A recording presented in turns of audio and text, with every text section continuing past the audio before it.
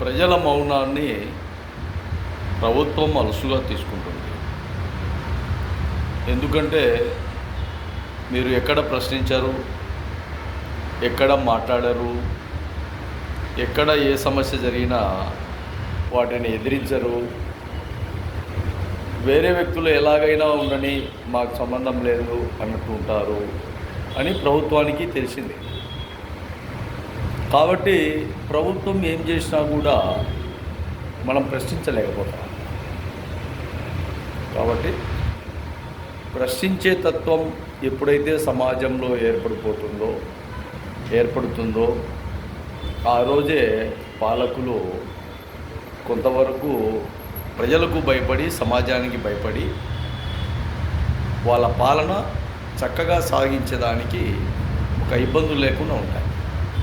కాబట్టి ప్రజలు గుర్తుపెట్టుకోవాలి.